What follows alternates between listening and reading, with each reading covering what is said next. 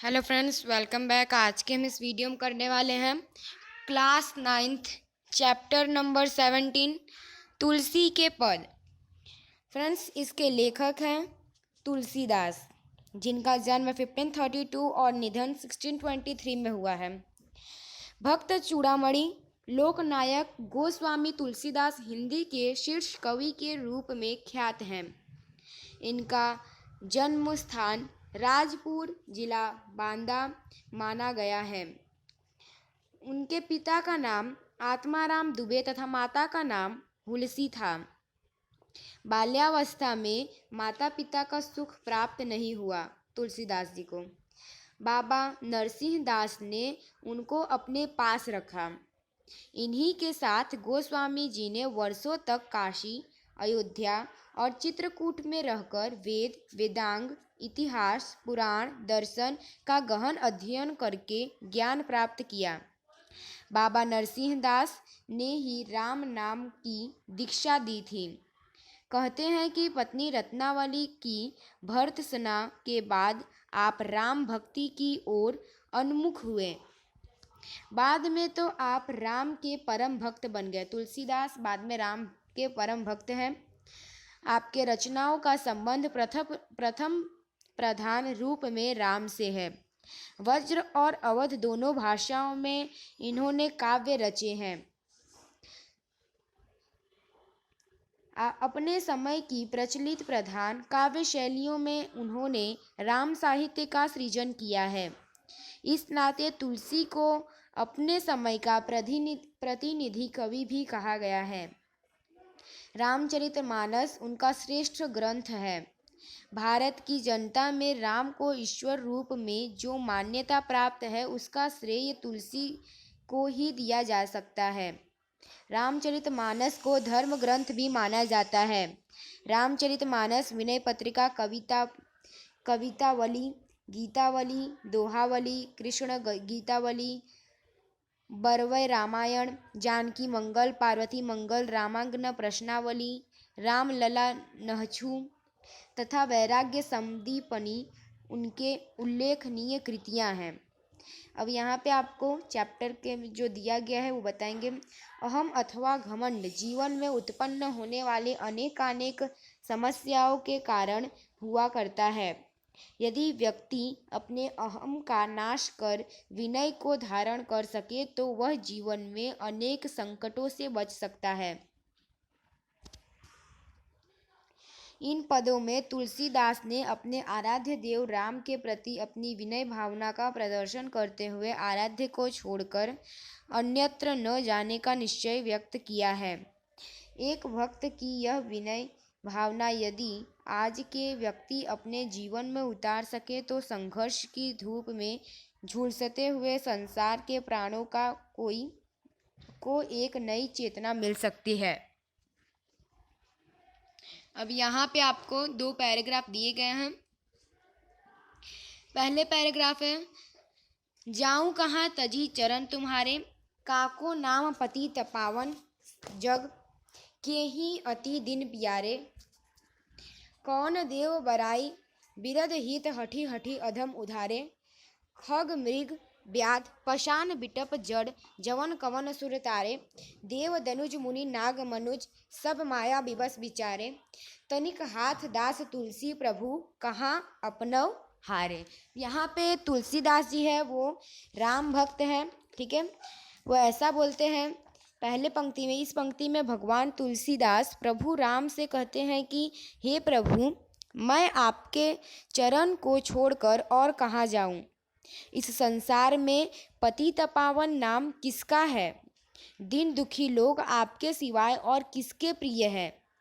आपके सिवाय अन्य किस देव ने हठ करके दानव से युद्ध किया है, दानव का उद्धार किया है और बड़प्पन पाया है।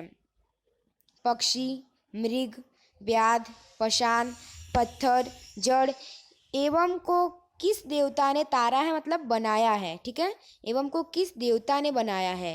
देवता, राक्षस, मुनि, नाग, मनुष्य ये सब माया के वशीभूत हैं।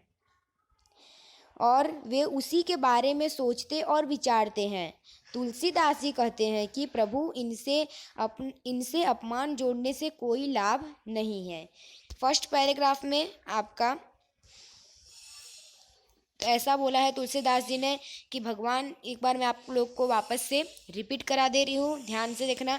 इस पंक्ति में भगवान तुलसीदास ने कहा है कि प्रभु राम के सिवाय इस जग में मेरा कोई नहीं है, आपके सिवाय। हे प्रभु, मैं आपके चरण को छोड़कर और कहाँ जाऊँ। संसार में पतित पावन नाम किसका है? दीन दुखियों के प्यारे कौन है? दीन दुखी लोग आपके सिवाय और किसे प्रिय हैं? ठीक है, आपके सिवाय अन्य किस देवता ने हठ कर दानव का उद्धार किया है और बड़प्पन पाया है? पक्षी, मृग, व्याध, पाषाण, पत्थर, जड़ एवं को किस देवता ने तारा है? देवता, राक्षस, मुनि, नाग, मनुष्य ये सब माया के वशीभूत हैं और उसी के बारे में सोचते और विचारते हैं। हे प्रभु, तुलसीदास जी ऐसा कहते हैं, हे प्रभु, इनसे अपमान जोड़ने से कोई लाभ नहीं है। सेकंड जो पैराग्राफ आता है वो है, तू दयालु दीन हो, तू दानी हो, भिखारी हो, प्रसिद्ध पात की तू पाप पुंजहारी। नाथ तू अनाथ को अनाथ कौन मोसो, मुँह समान आरत नहीं आरती हर तोसो। ब्रह्म तू जीव हो, तू ठाकुर हो चेरो, तात मात गुरु सखा तू सब विधि हेतु मेरो। तो ही मोही नाते अनेक मानिए, जो भावे ज्यो त्यो तुलसी कृपाल चरण शरण पावे। सेकंड पंक्ति में आपको ऐसा बताया जा रहा है कि हे प्रभु, आप दयालु हैं तो मैं दीन हूँ। दीन मतलब होता है कि अगर आप दयालु हो तो मैं दुखी हूँ। ठीक है, अगर आप दानी हो तो मैं भिखारी हूँ। यदि मैं प्रसिद्ध पापी हूँ तो आप पापों के समूह को नष्ट करने वाले पाप पुंजहारी हैं। आप अनाथों के नाथ हैं तो मेरे जैसा अनाथ कोई नहीं है। मुझ जैसा कोई दुखी नहीं है तो आप जैसा कोई दुख दूर करने वाला नहीं है।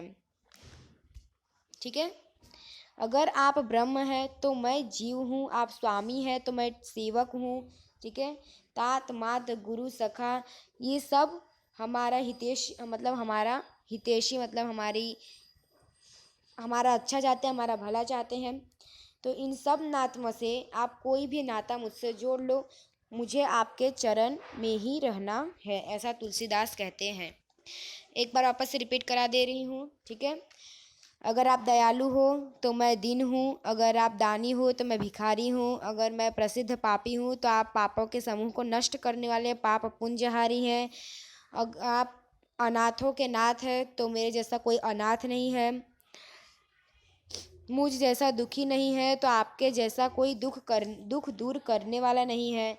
अगर आप ब्रह्म हैं तो मैं जीव हूँ, अगर आप स्वामी हैं तो मैं सेवक हूँ। और तात मतलब पिता, माता, गुरु, सखा ये सारे जो नाते हैं वो सब हमारे हितैषी हैं। तो इन सब नातों में से आप कोई भी नाता मुझसे जोड़ लो। तुलसीदास जी ऐसा कहते हैं कि हम आपके चरण में ही रहना चाहते हैं।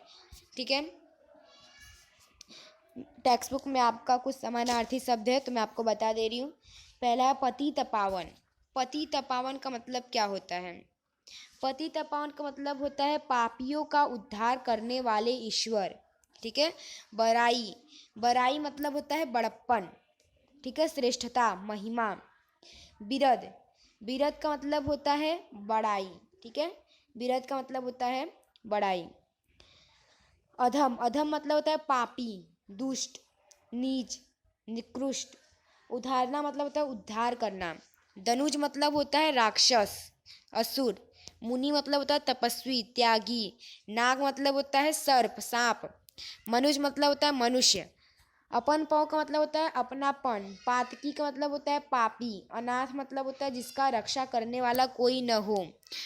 असरणय या फिर असहाय।